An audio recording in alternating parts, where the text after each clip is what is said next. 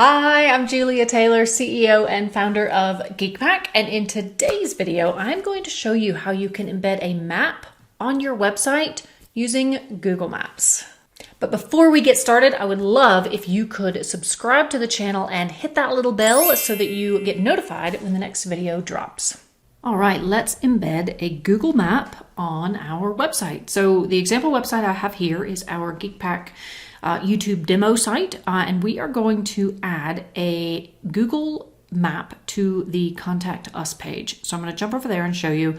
So we're going to add a Google map just here to the right of the contact form. So depending on where you want yours on your website, you can put it anywhere.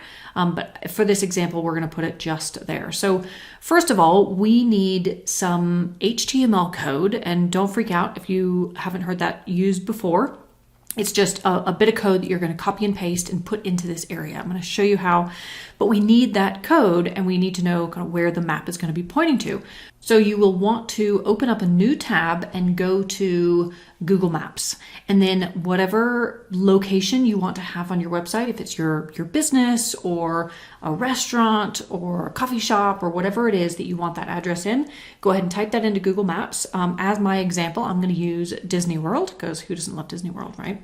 And then once you have that location showing up on Google Maps, you just want to click on this button here that says Share. And then you want to come over here and you want to click where it says Embed a Map. And then we have this bit of code here. So this is HTML, but don't worry about what it is or anything like that. All I'm going to get you to do is click on Copy HTML. But first, let's decide on the size of the map that we want to use. So over here on the left, we have our drop down. And if you click there, you can see we have an option of small, medium, large, or custom. So if you know exactly the size that you want your map to be, you can put that in here. But let's just go with medium for the sake of this example. So I'm now going to click on Copy HTML, and that's it. It's copied. I don't have to do anything else with it. But next we want to come back to our website. Now, in your WordPress website, you want to make sure you're logged in to the backend. And what that means is you have admin access to the backend, and you'll see this black bar up here at the top. So you want to make sure you've got that. So you're on the page that you want to add the map to, and we are going to click on Edit Page.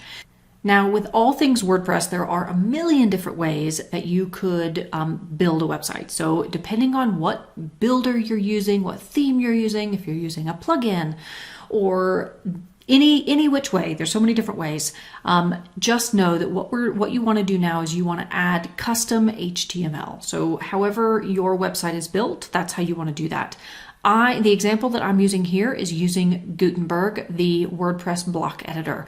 So with Gutenberg, I am going to click on this plus button to add a block, and I know that I want HTML, so I'm just going to type that in and click on Custom HTML. Now, all I need to do is paste in that HTML that we grabbed from Google Maps. So I'm going to click on Paste, and there it is.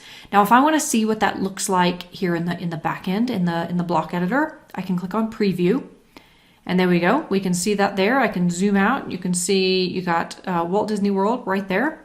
And then if we want to preview it on the page, if you click on Preview and then Preview in New tab, it's going to open up that page, and there we go. Perfect. Now our Contact Us page has a Google map embedded right there on the contact page. And if we want to save it, come back to this tab, click Update, and then down here on the bottom left, we can click View Page. And that is the updated page with our Google map embedded. Now, what if you wanted the map to be a different size now that it's already on the page? If you want to do that, if you click on Edit Page, we're going to jump back in, and here we can see all this code. If you want to change the size of that map, if we scroll down, find here where it says width and height, and all you have to do is change that amount and it will change the size. So just for the sake of fun, I'm going to change this to 200 pixels wide, and let's change this to 850 pixels high. Now, if I click on Preview, we can now see what that looks like. You can see it's super tall and a little bit thinner. And again, if we click on Preview in a new tab, there we can see what that looks like. Now it doesn't look great, but you get the example. You get the idea of how you can change that. And if you want to change it back, we will, you can click back to the HTML, and then I believe it was 600 and I think 450.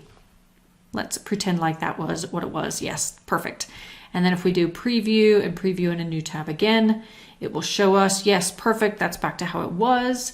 And then of course, if we want to update that to make sure we're on the right, we have the right page, and then click view page, and there we have it. This is the page saved and showing on our website. All right, thanks so much for watching, and I hope you found that useful. Want to know how to add an Instagram feed to your website? Easy. Check out the next video.